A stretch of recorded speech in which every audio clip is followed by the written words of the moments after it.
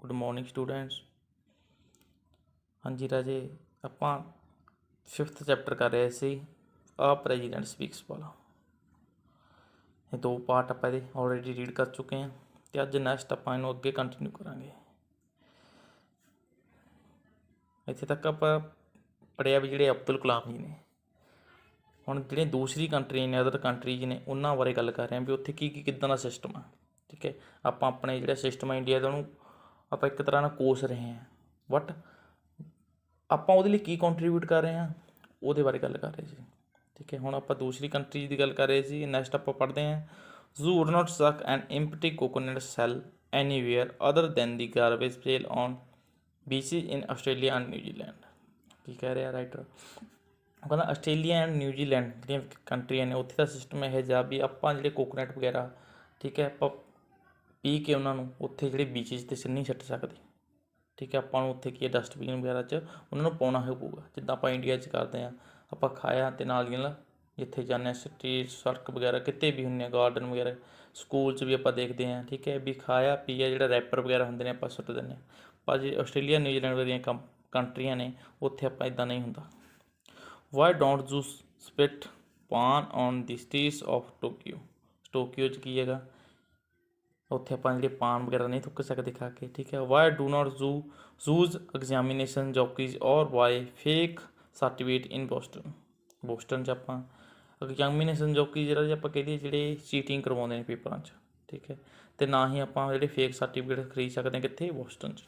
We are still talking of the same zoo who can respect and conform to the foreign system in other country but cannot in our own।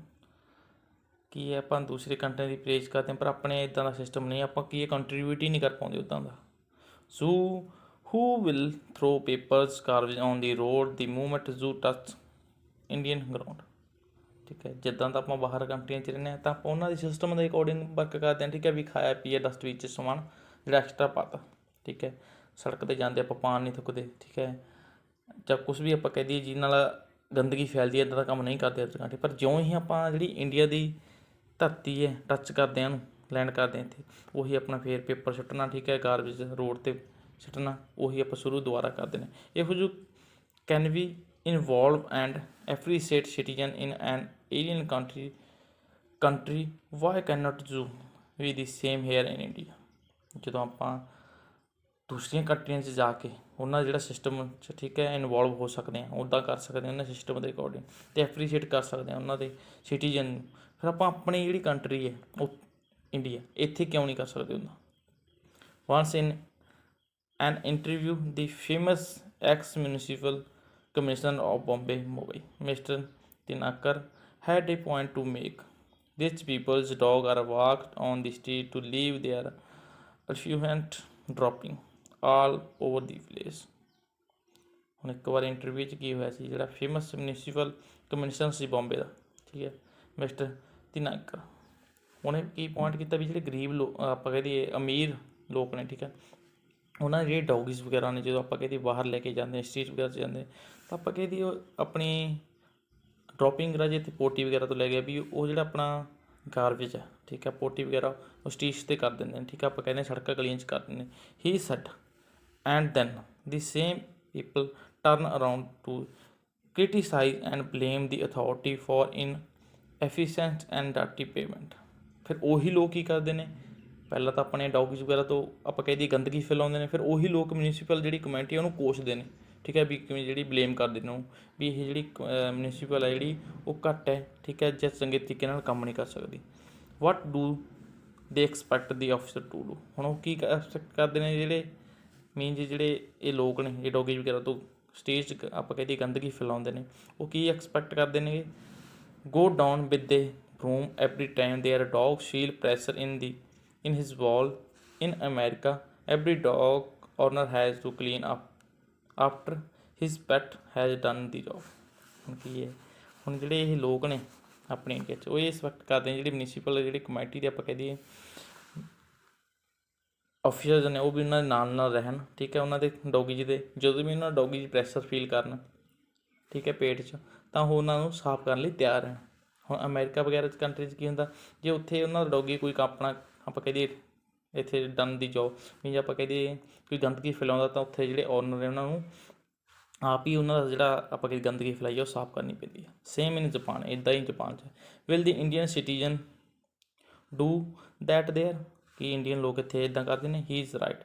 We go to the polls to choose an government and after that forfeit all responsibility. We sit back wanting to be pampered and expect the government to do everything for us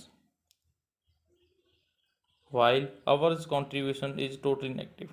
ਹੁਣ ਕੀ ਯਾਰ ਜੀ, ਕਦੇ ਆਪਣੇ ਲੋਕਾਂ ਦਾ ਕੀ ਗੱਲ ਹੈ ਵੀ polls 'ਤੇ ਜਾਣਾ ਬਸ ਇਲੈਕਸ਼ਨ ਟਾਈਮ 'ਚ ਆਪਣੇ ਜਿਹੜੇ ਲੀਡਰ ਨੇ ਉਹਨਾਂ ਨੂੰ ਚੂਜ਼ ਕੀਤਾ, ਐਂਡ ਉਸ ਤੋਂ ਬਾਅਦ ਆਪਣੀ ਜਿਹੜੀ ਰਿਸਪੋਂਸੀਬਿਲਿਟੀ ਖਤਮ। ਵੀ ਹੁਣ ਸਾਰੀ ਰਿਸਪੋਂਸੀਬਿਲਿਟੀ ਦੇਸ਼ ਨੂੰ ਚਲਾਉਣ ਦੀ, ਸਿਸਟਮ ਨੂੰ ਚਲਾਉਣ ਦੀ ਕਿਹਦੇ ਹੈਗੀ? ਇਹਨਾਂ ਲੀਡਰਸ 'ਤੇ, ਇਹਨਾਂ ਲੋਕਾਂ ਦੇ ਜਿਹੜੇ ਅਸੀਂ ਚੂਜ਼ ਕੀਤੇ ਨੇ। ਅਸੀਂ ਆਪਣਾ ਜਿਹੜਾ ਸਾਡਾ ਕੰਟਰੀਬਿਊਟਰ ਹੈ ਉਹ ਬਿਲਕੁਲ ਕੀ ਹੈ, ਨੈਗੇਟਿਵ ਹੋ ਜਾਂਦਾ।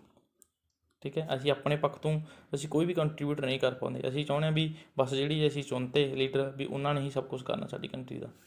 ਵੀ expect the government to clean up but we are not going to stop chucking garbage all over the place, not are we going to stop to pick up a stray piece of paper and throw it in the bin. ਹੁਣ ਕੀ ਹੈ ਕਰਾਂ, ਅਸੀਂ ਕੀ expect ਕਰਦੇ ਹਾਂ ਵੀ ਜਿਹੜੀ government ਆ ਉਹ clean ਕਰੇ, ਸਭ ਕੁਛ ਸਾਫ਼ ਕਰੇ, ਸਫਾਈ ਰੱਖੇ, ਬਟ ਅਸੀਂ ਕੀ ਆ ਗਾਰਬੇਜ ਸੁੱਟਣੋਂ ਨਹੀਂ ਹਟਦੇ।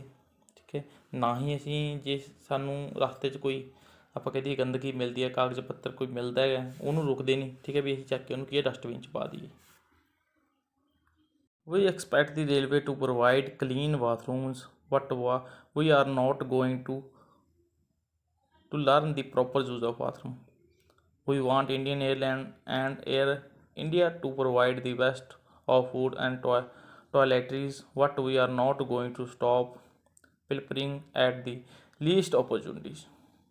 ਜੀ ਕੀ ਹੈਗਾ, ਆਪਾਂ ਕਹਿੰਦੇ ਵੀ ਜਿਹੜੀ ਸਾਡੇ ਰੇਲਵੇ ਹੈਗੀ, ਠੀਕ ਹੈ, ਸਾਨੂੰ ਬੈਟਰ ਬਾਥਰੂਮ ਪ੍ਰੋਵਾਈਡ ਕਰੇ, ਪਰ ਸਾਨੂੰ ਉਹਨਾਂ ਦਾ ਵਧੀਆ ਯੂਜ਼ ਨਹੀਂ ਕਰਨਾ ਆਉਂਦਾ। ਬਾਥਰੂਮ ਕਿੱਦਾਂ ਯੂਜ਼ ਕਰਨਾ, ਅਸੀਂ ਕਹਿੰਦੇ ਹਾਂ ਵੀ ਰੇਲਵੇ ਜਿਹੜੀ ਏਅਰਲਾਈਨ ਹੈ ਉਹ ਸਾਨੂੰ ਬੈਸਟ ਫੂਡ ਪ੍ਰੋਵਾਈਡ ਕਰੇ, ਟੋਇਲਟਰੀਜ਼ ਬੈਸਟ ਕਰੇ, ਪਰ ਅਸੀਂ ਜਿਹੜੀ ਪਿਲਪਰਿੰਗ ਆਪਾਂ ਕਹਿ ਦਈਏ ਉੱਥੇ ਜੇ ਚੋਰੀਆਂ ਨੇ, ਚੋਰੀ ਕਰਨੀਆਂ। ਕਈ ਵਾਰ ਆਪਾਂ ਦੇਖਦੇ ਹਾਂ ਕੋਈ ਟ੍ਰੇਨ 'ਚ ਸਫ਼ਰ ਕਰ ਰਿਹਾ ਤਾਂ ਉੱਥੋਂ ਆਪਾਂ ਕਹਿ ਦਈਏ ਕੋਈ ਚੱਕ ਲੈਂਦੇ ਨੇ ਬਾਥਰੂਮ ਵਗੈਰਾ 'ਚੋਂ, ਜਾਂ ਹੋਟਲ ਵਗੈਰਾ 'ਚ ਆਪਾਂ ਜਾਂਦੇ ਹਾਂ, ਉਹ ਚੀਜ਼ਾਂ ਨੂੰ ਕੀ ਹੈਗਾ ਆਪਾਂ ਉਹ ਓਪਰਚੁਨਿਟੀ ਜਾਣ ਨਹੀਂ ਦਿੰਦੇ।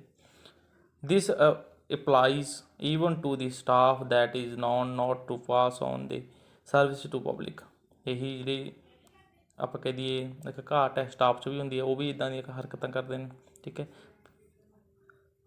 when it comes to warning social issues like those related to women, dowry, girls child and other, we make loud drawing room protection and continue to do the service at home. Our excuse, it is the whole system which has to change.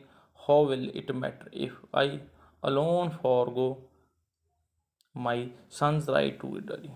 ਦੇਖੋ, ਅਸੀਂ ਆਪਾਂ ਕਹਿ ਦਈਏ ਘਰ 'ਚ ਬੈਠ ਕੇ drawing room 'ਚ ਬੈਠ ਕੇ ਚੈਟ ਕਰਦੇ ਹਾਂ, ਡਾਊਰੀ ਸਿਸਟਮ ਗਲਤ ਹੈ, ਗਰਲਜ਼ ਨੂੰ ਲੈ ਕੇ, ਠੀਕ ਹੈ, ਜੋ ਵੀ ਡਿਸਕ੍ਰਿਮੀਨੇਸ਼ਨ ਉਹ ਗਲਤ ਹੈ, ਪਰ ਅਸੀਂ ਆਪਦਾ ਉਹਦੇ ਬੇਸ 'ਤੇ ਆਪਾਂ ਕੀ ਕਰਦੇ ਹਾਂ, ਆਪਣੇ ਤੌਰ 'ਤੇ ਆਪਾਂ ਕਹੀਏ ਆਪਾਂ ਸਾਡਾ ਕੀ ਕੰਟਰੀਬਿਊਟ ਹੈ, ਕੁਛ ਵੀ ਨਹੀਂ, ਨੈਗੇਟਿਵ ਹੈ ਬਿਲਕੁਲ।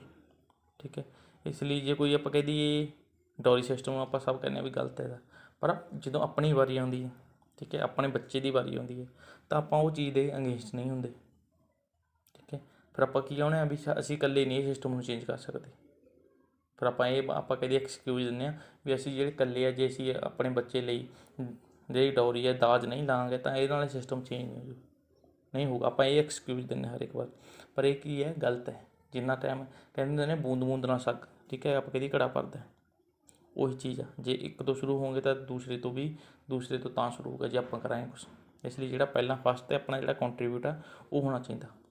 ਠੀਕ ਹੈ ਰਾਜੀ, ਠੀਕ ਹੈ ਰਾਜੀ, ਆਪਣਾ ਜਿਹੜਾ ਚੈਪਟਰ ਹੈ ਇਹ ਇੱਥੇ ਇਹਨੂੰ ਆਪਾਂ ਲੀਵ ਕਰਦੇ ਹਾਂ। ਨੈਕਸਟ ਆਪਾਂ ਇਹਨੂੰ ਲੈਕਚਰ 'ਚ ਤੁਹਾਡੇ 'ਚ ਕੰਪਲੀਟ ਕਰ ਦੇਵਾਂਗੇ। ਆਈ ਹੋਪ ਤੁਹਾਨੂੰ ਇਹ ਜਿਹੜਾ ਚੈਪਟਰ ਕਾਫੀ ਵਧੀਆ ਲੱਗ ਰਿਹਾ ਹੋਊਗਾ।